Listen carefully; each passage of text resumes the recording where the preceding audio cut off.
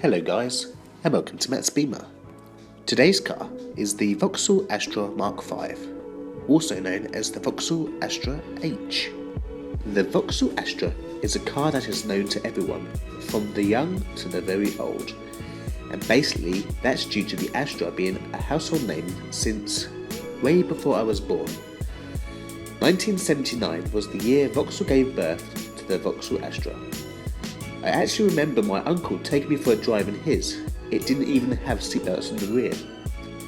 Over the years, Vauxhall have brought out 7 generations of Astra, but on this video I'll focus on the Mk5, which was launched in 2004 and stayed in production until 2010.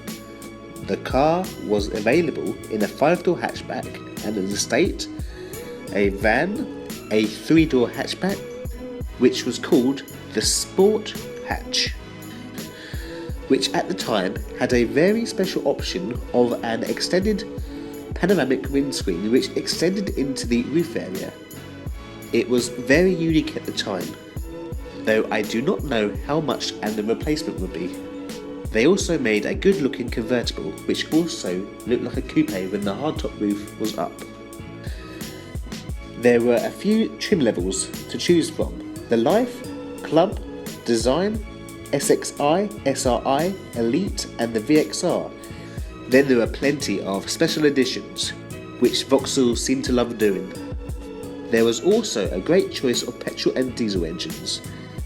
This car was also the first Astra to get a 5-star NCAP crash test rating, and was also the second best selling car in England, the first being the Ford Focus. The car in the video is the Mk5 2008 Vauxhall Astra with a 1.7 CDTi with the basic trim level, which is called Life. This engine has 98 brake horsepower, does 0 to 60 in 11.4 seconds, and also does around about 56 miles per gallon. So it's just started raining, but this is a 2009 Vauxhall Astra Mk5 1.7 CDTi EcoFlex in the Life trim. It's a nice little car for rental car. Right, let's start looking at the back. So you can see the car's in black. Right, the third brake light, the aerial, heated rear window, wiper blade.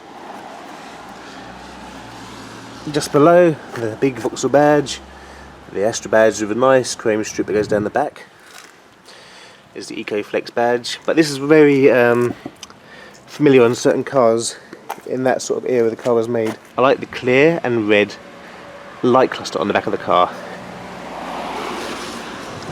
Another kind of thing that was popular back in the day, that sort of shaped lights, like the E60 BMs and etc. Some of you may agree, some of you might not agree. On this specific car, these are colour coded, which is good, but on the sides, as you will see in a second, they're plastic, like non-painted plastic, which will go white if you don't polish them, along with the door handles. As you can see, it's a 5-door model, 5-door hatchback. It's a lot different to the Mk4 before it.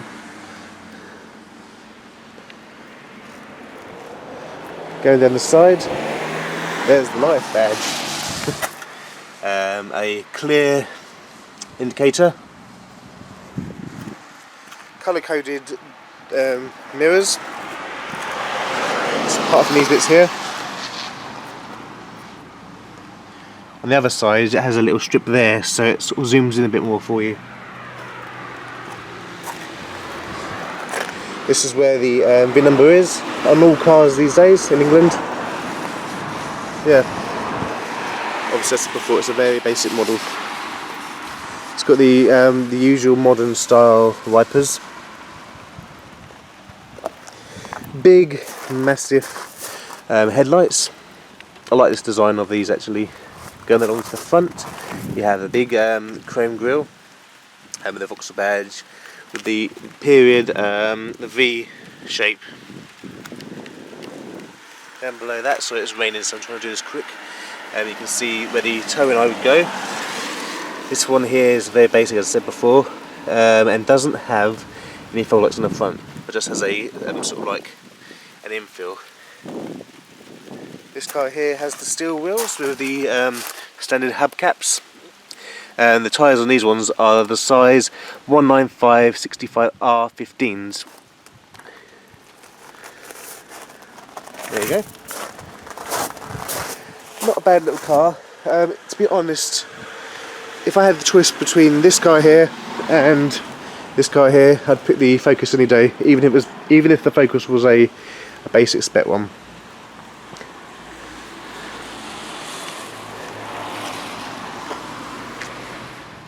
So, let's have a look inside the car. This is the key, the Vauxhall key. Badges on the back. On the front of the key you have the lock button and unlock. So this is the Life trim, and basically the Life trim is the low spec trim. So there's not many extras on this car, as you can see. Plus also, it is a rental car.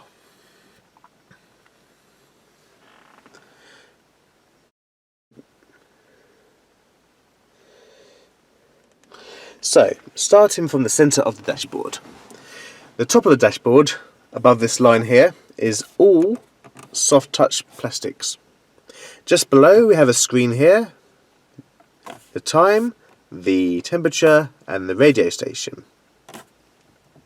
It also shows other things like the date. These buttons here for adjusting the clock. If you have a higher model, you can get a colour display on here. Going just down, below the display we have the hazard switch. That's the sound of the indicators. This button here, you push it and it locks and unlocks the car from the inside. This is a blank, but it has many purposes depending on which car you have. For example, it could be the tyre pressure or the sports button, etc, etc. Down below, this funny looking grille thing is actually the air vents. You can turn them off and on here, and this changes the angle. Just below the air vents, we have the radio, which is called the CD30. As you can see, the CD player is down here.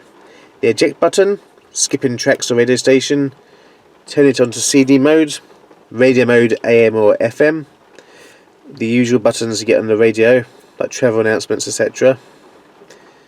This is the onboard computer button. On this specific car, it doesn't seem to work. I push it, and it says no function. And this is the enter button, which basically says OK. Going down a bit more, we have the sound button. The sound button allows you to change the fader, the balance, the bass, and the treble. Down here, we have the settings button. Going down just below the radio, so adjusting the camera. I hope you can hear me with this heavy rain that's outside. Well, here's the air conditioning button, the recirculation button, if you want the air in the cabin to be the same air that you have anyway. The rear window heater button. This one here controls the zones where you want the air to circulate. This one here is if it controls the temperature, if you want hot or cold. This one here has a 4-speed fan. Oh, these holes here on each corner are for the special Vauxhall tools for getting out the radio. As you can see, it's quite a big unit. Just below the air conditioning set buttons, you have a little cubby hole. This is where the ashtray is on certain models. This one has the 12-volt power socket.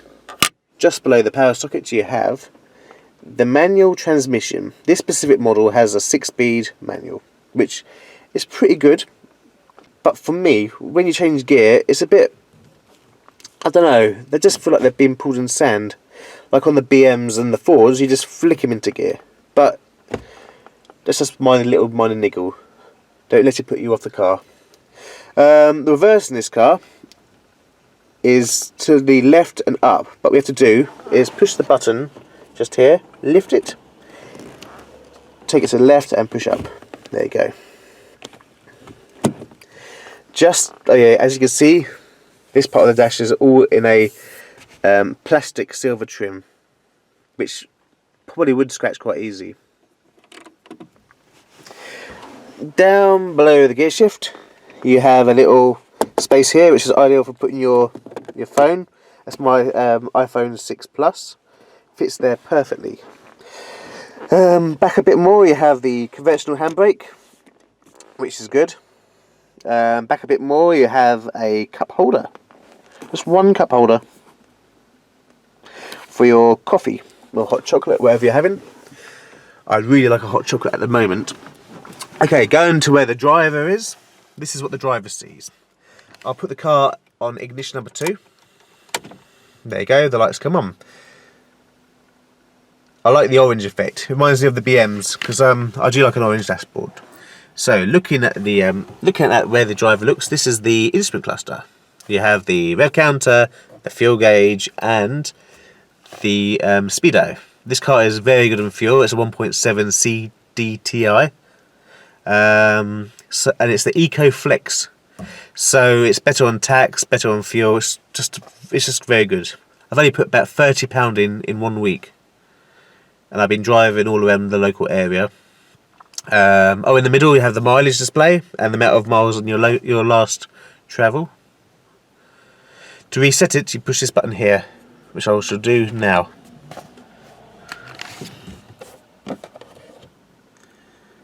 There you go. Okay. The steering wheel. The steering wheel is the basic one. It's quite nice to grip, nice position.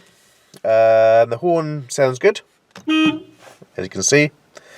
Yeah, the Vauxhall badge.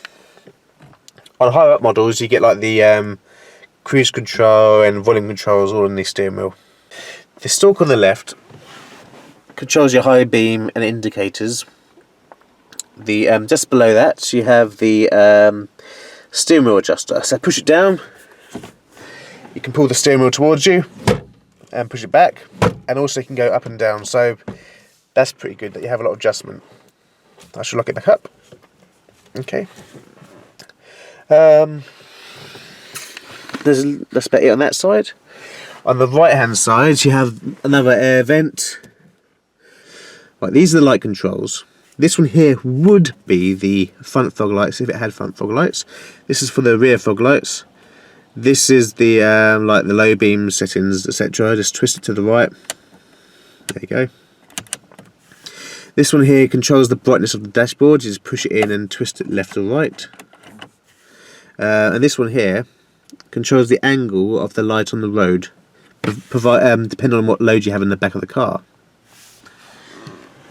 This stalk here controls the wipers. There you go. This is obviously where the key goes. On other models you have a start button. Let's go on to the door. Okay, so up here you have the tweeter for the speaker. The sound system in this for basic radio is pretty good.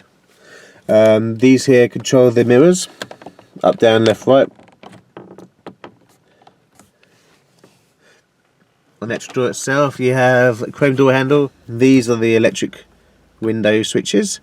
They're auto down and up if you push them for longer, like this. There you go. And same going up.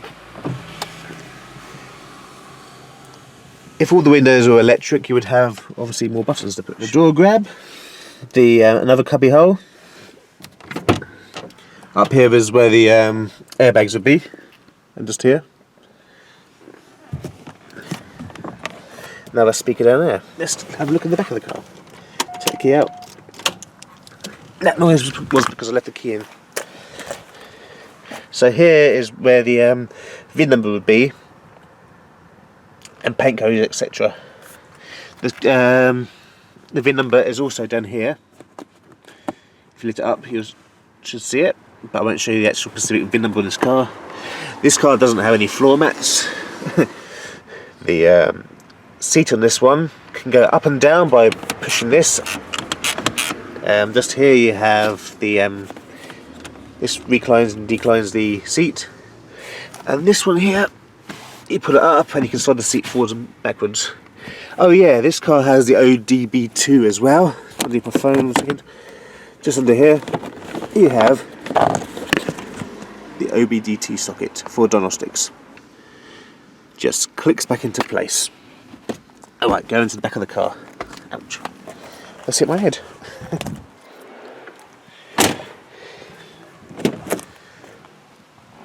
Some people complain about the entrance into this car due to the funny shaped doors, but for me it's okay. So there's my stabiliser for my camera. Put that over here. Okay, so there's quite a lot of legroom in this car. This is where I sit. I'm 6 foot tall. I can fit in this car okay. Let me show you. Let's sat on the seatbelt. So there's plenty of room for me. Unless you're behind someone who likes to sit low, then there's not.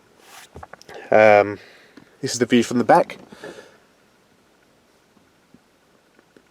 Not a bad little car. Down here is where the ashtrays would be for some people on some models.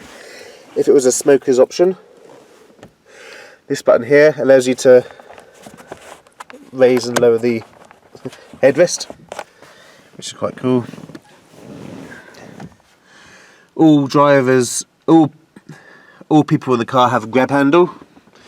On the drivers, you can opt for a sunglasses case up there, and as you can see, they're soft closing.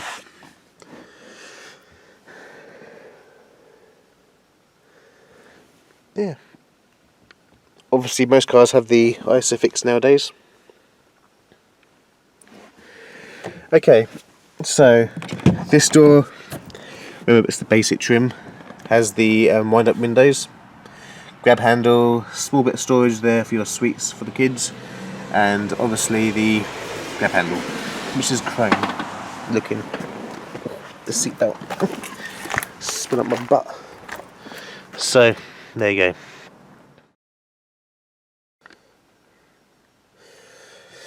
So the only different control on this specific door compared to the driver's door is it has one less window switch. Okay, obviously in other cars you can change the colour of this. Glove box, it's a nice size, it's got a little sort of like a double layer, so yeah. Down below you have a cup holder. I'm guessing this is where you keep your coins, but yeah. Up above you have the oh hello, you have some mirrors in the sun visor. The interior light, only one on this specific model. This controls when you want it to come on and off. Does the driver get one? No, the driver does not get a beauty mirror.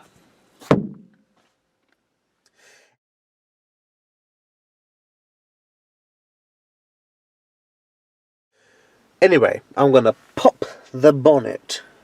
This is where you can open the bonnet. It's on the driver's side in this specific car. Pull it, and the bonnet pops.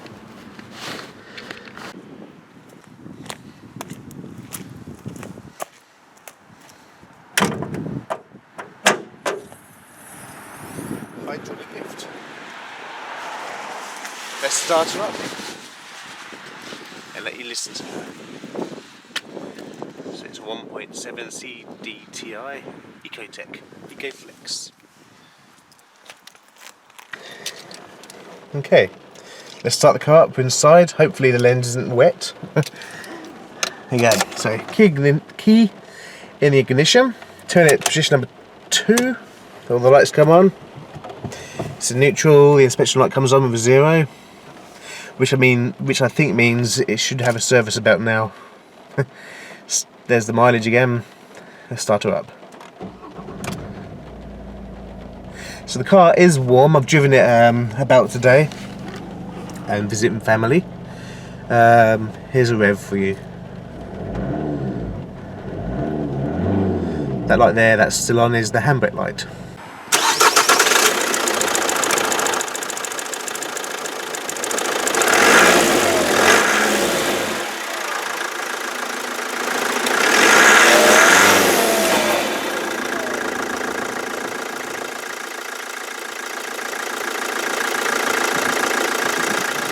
The actual engine is warm.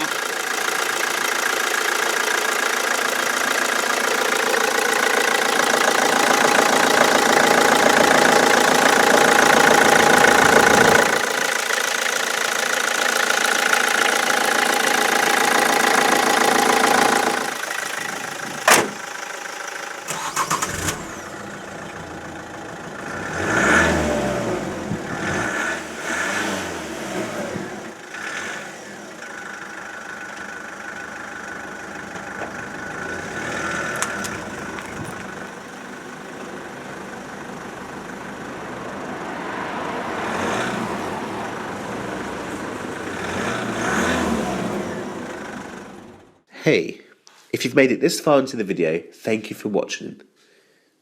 If you like it, please do a thumbs up. If you know someone who wants to buy an Astra, please share this video with them. Or if you like my car channel, please subscribe. I'd be most grateful. How about checking out the other videos on my channel? Take care, be safe.